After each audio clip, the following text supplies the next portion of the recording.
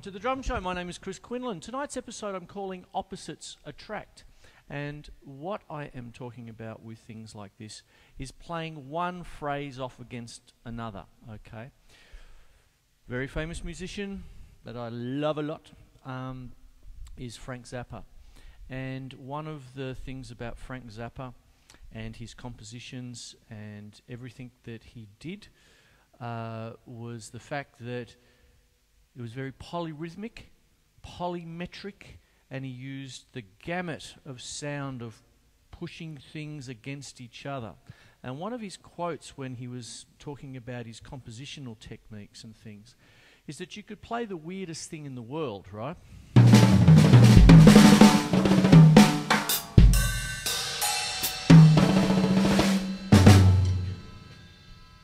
And it's the weirdest thing in the world. It's mumbo jumbo, it's gobbledygook, it's, you know, whatever.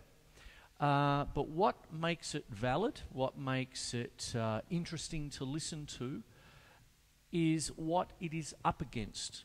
So, getting into that, if I did something like that again, but I kept my hi-hat splashing, say in 4/4 time,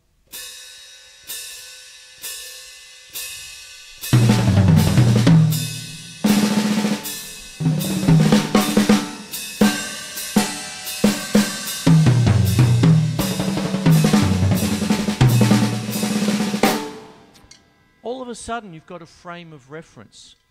What happens also in this kind of conceptual continuity, which is another name for Frank Zappa's compositional style, is the fact that he would take motifs and reuse them and augment them and diminish them and all that. And what I mean by that is you might have a phrase that, let's say, is crotchet based. And later on, you can take the same phrase, but augment it, you know, like augment the values by turning them into minims. This goes back to Bach, you know. And what you can also do is diminuize it or whatever, and quantize it into quavers, you see. So you might have Mary Had a Little Lamb, right? My toms aren't set up for Mary Had a Little Lamb. Oh well.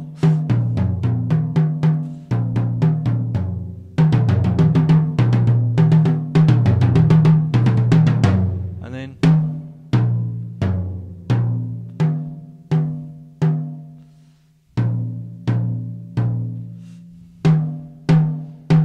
Mary Had a Little Lamb on a drum show. With wrong notes. I've just slightly different tuning. So, but you get my gist, all right? So there's that. Now, what happens is if I start doing, say, something like an ostinato of some kind, you know, sort of thing, where you might have, say, I might turn the snares on for this. So you might have.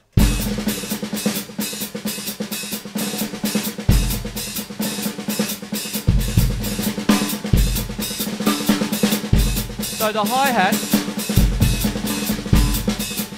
is the ostinato, 1 and 2 and 3 and 4 and 1 and 2 and 3 and 4 and 1 and 2 and 3 and 4 and 1 and 2 and 3 and 4 and 1 and 2 and 3 and 4 and 1 3 and 4 and 1 and 2 and 3 and 4 and 1 and 2.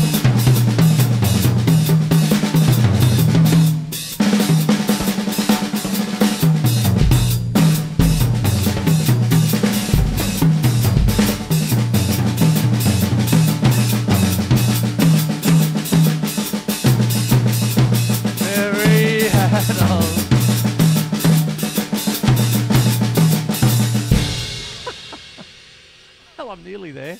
Do you see how what happens is that you can, say, take something very straight, albeit it takes a bit of work to get the splash hats up, I suppose.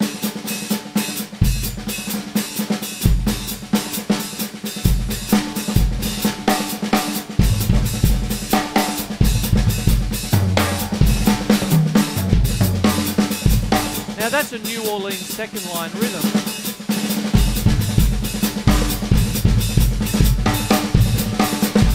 Roughly.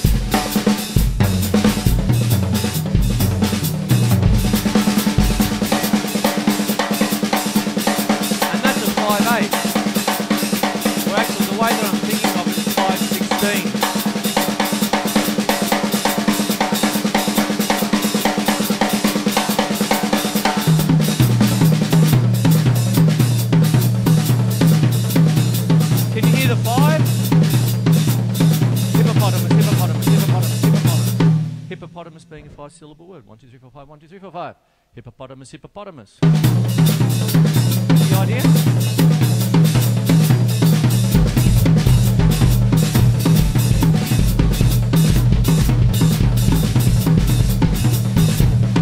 And with the bass drum, I started to put in a 3/2 clave, which is the backbone of your New Orleans kind of rhythm. Thing. Now, you can split that up and play it against something a la the Frank Zappa influence, right?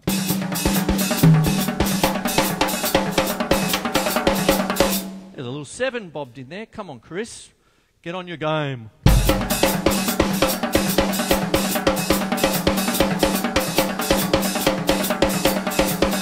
Now, what I'm doing here is a 5. But I'm using a splash hat to actually play against it. So let me break that up for you. First of all, I'm using a sticking of right, left, 5. Right, left, left, right, left, left, left. Build that up.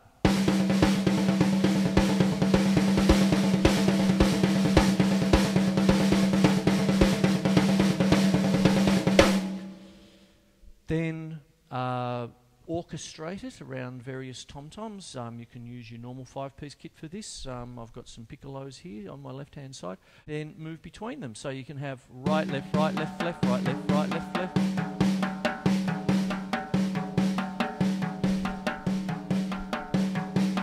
Nice little motive. Notice I'm rim-shotting the tom. That's something that I learned from a great jazz drummer, Jack DeJohnette, when I was a lot younger, in the 70s. So.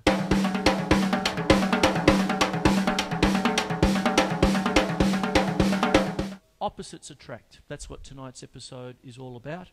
And really a bit of a tip of the hat to the techniques of Frank Zappa as far as compositional style of writing in so many ways, shapes and forms.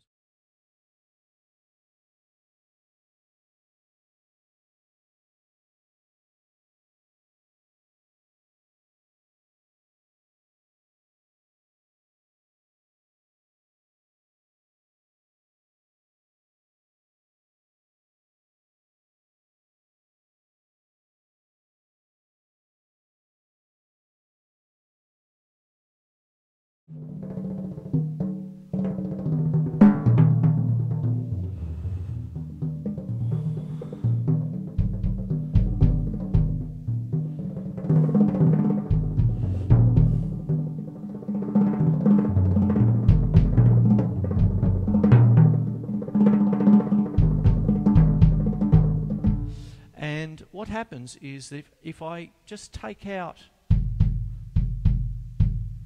you know, as the recurring motif, and I'm just doing this,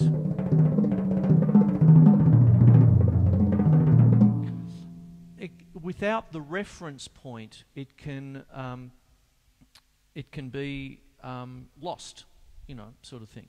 And, you know, it's a little bit like if you're ever feeling, you know, you're driving in a car and you're feeling a bit turned round and you realise that you've driven 3 kilometres up the wrong way, you know, trying to follow your GPS system or your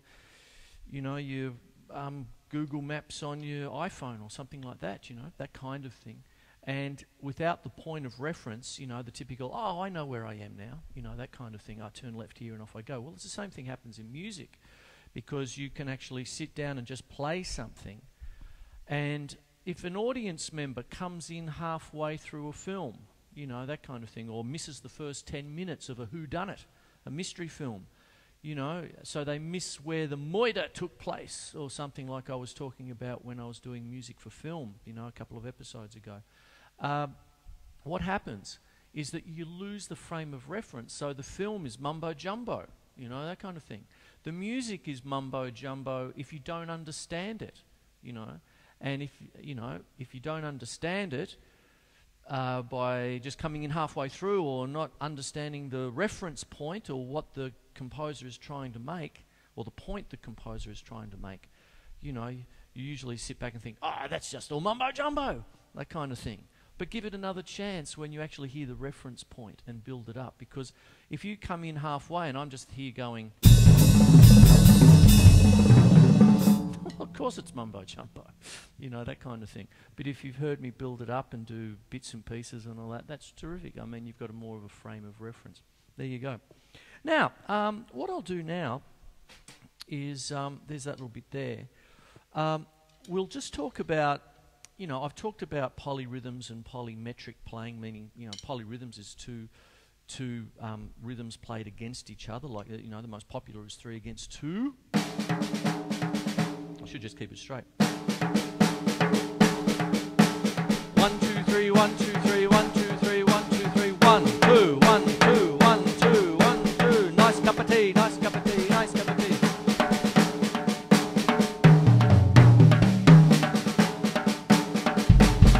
Looks like I've started.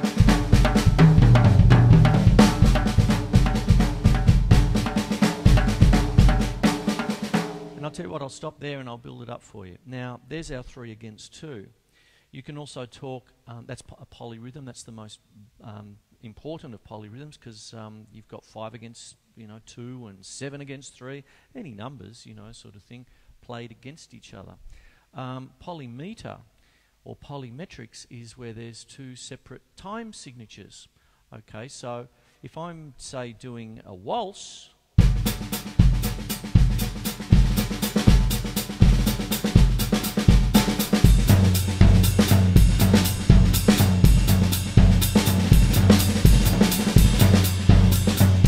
my feet are doing a waltz, but my right hand's doing 2.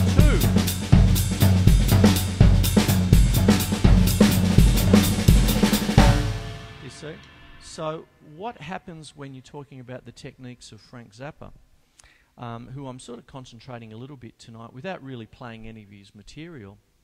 I'm just talking about his concepts and his continuity of concept. He was very famous for his phrase conceptual continuity throughout his recorded output, meaning that, you know, a link from the first album or a motif from the first album links with his 27th album, and he's always got frames of reference coming back and all that.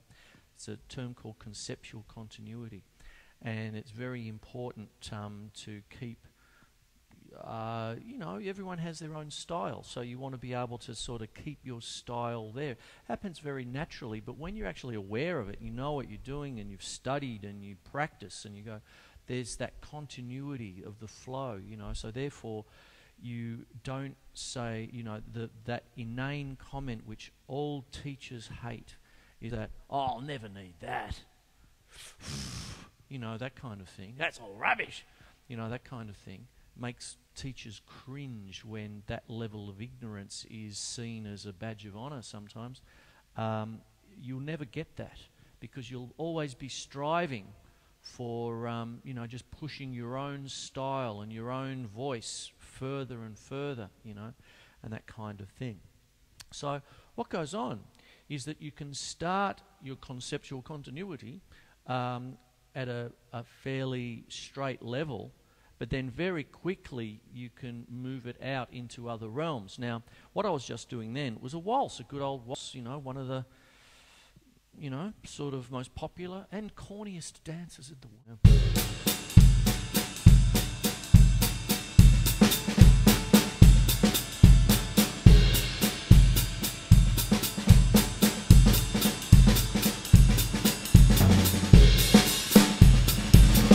Now I'll take it out a bit.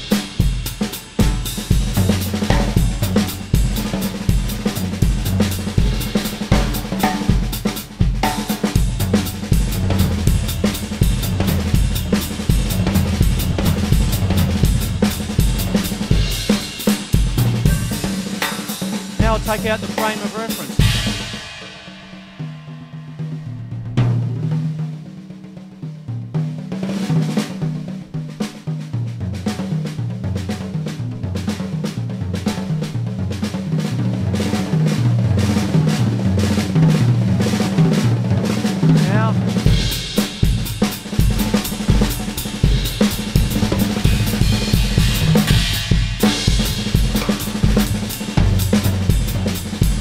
Now,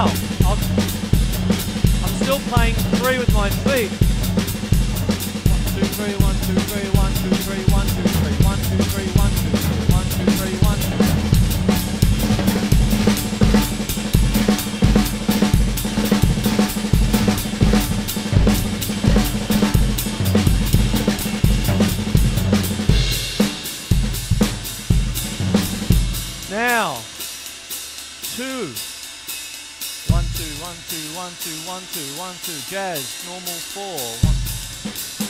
I'm turning it upside down. 1, 2, 3, 1, 2, 3, 1, 2, 3, 1, 2, 3, 1, 2, 3, 1, 2, 3, 1, 2, 3, 1, 2, 3.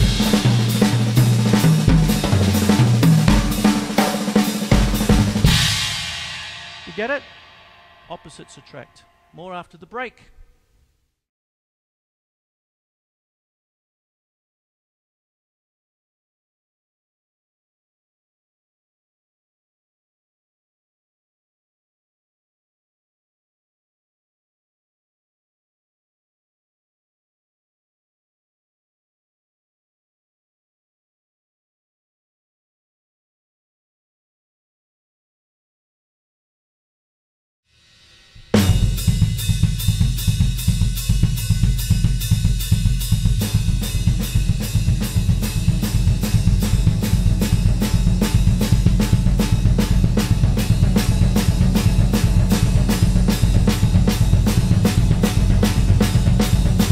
Back from the break, a normal 3.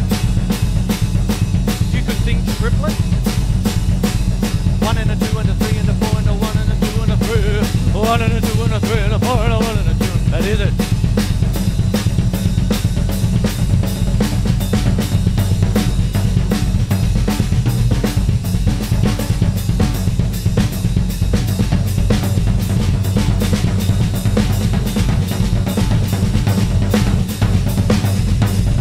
Paradiddle.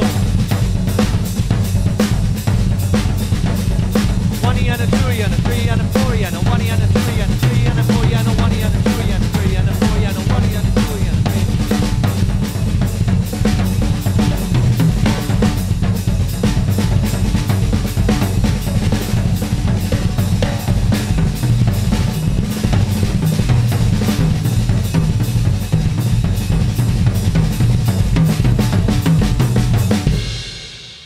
Ritardando at the end. Now, do you see that I started with a 3? Oh, by the way, back from the break. Welcome back. What happens there is, do you see that I started off with 3? Now, that could be, say, 6, 8, like 1, 2, 3, 4, 5, 6, 1, 2, 3, 4, 5, 6, or it could be just 3, 4 very fast, or I could just think of it as triplets. You know, 1 and a 2 and a 3 and a 4 and a, with the feet, splashing the hats. 1 and a 2 and a 3 and a 4 and a 1 and a 2 and a 3 and a 4 and a left, right, right, left, right, right, left, right, right, left, right, right. My tom-tom is the tone.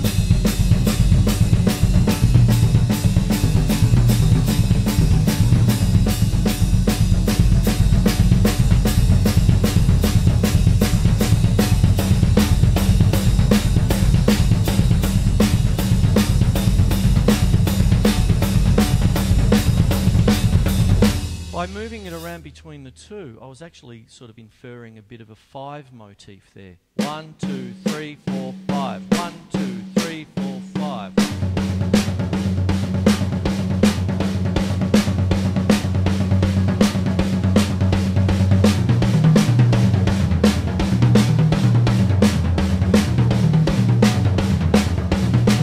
Oh, sorry, should have put an extra one there. Then I bring that in. Yeah.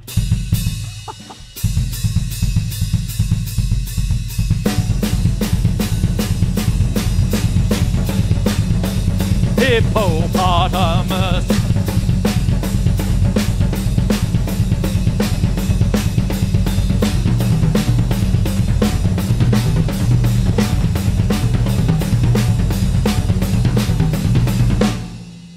Oh, I got to fix that up, Chris. Okay, so do you see how that works? Now, before I was doing the 3, and all I'm doing here is left, right, right. Now, even though this sounds like outer space music, you know, that kind of thing to various listeners, don't ever forget that this is one of the most famous licks in rock and roll history, because we're talking about people like good old John Bonham from Led Zeppelin with his... So you've got, you know, like...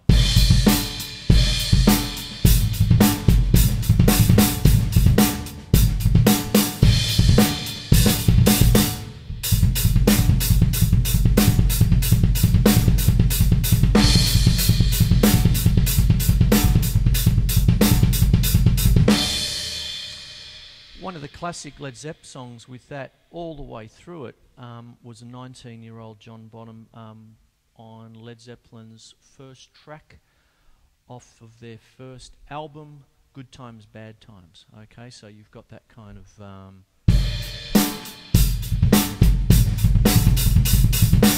in the days of my youth, I do what it means to be a man, and so on.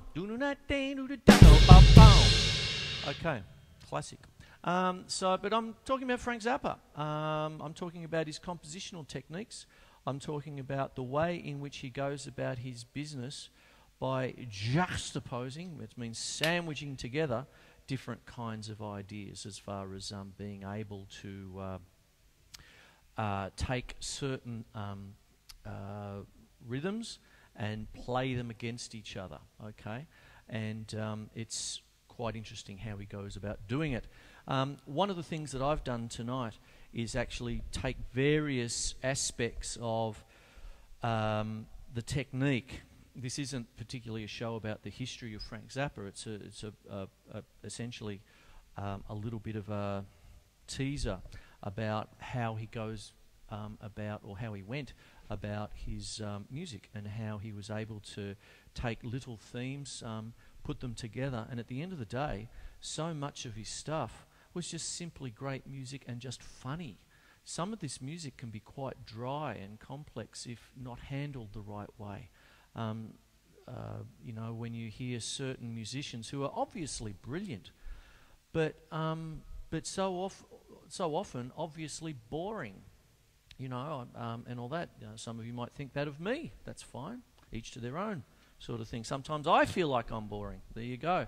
But the thing about Frank Zappa, I don't think he was ever boring. He was just funny, and he did such imaginative things with his music, such as taking simple motifs and simple little melodies and stuff and putting them against each other. He was so clever, but he was funny with it, you know. I don't think there was ever an album where I didn't get a laugh out of it and think it was brilliant stuff. But then he, you know, or some of the most complex music, and he put the funniest story over the top, you know, you know, different things like that, you know. Valley Girl, you know, things like that, and some of the satire of the man, you know, is incredible. And of course, his son Dweezil is carrying on right along, playing all his music. I used to be involved with Frank Zappa's music for a good long 6 years. There's a folder over there with about 150 transcribed songs that I've done, played live all throughout the 90s, and all that in homage to the great man, sort of thing. So there you go. I'll carry on with this a little bit next episode, but I'll sign off for now. I hope you've enjoyed what I'm going on about, and it's about Opposites Attract - Frank Zappa. Okay, my name is Chris Quinlan. It is The Drum Show. If you want to contact me, it's drumshow@hotmail, and the website is thedrumshow.net. Hope you like what I'm talking about. Okay, see you next week. Take care. Bye.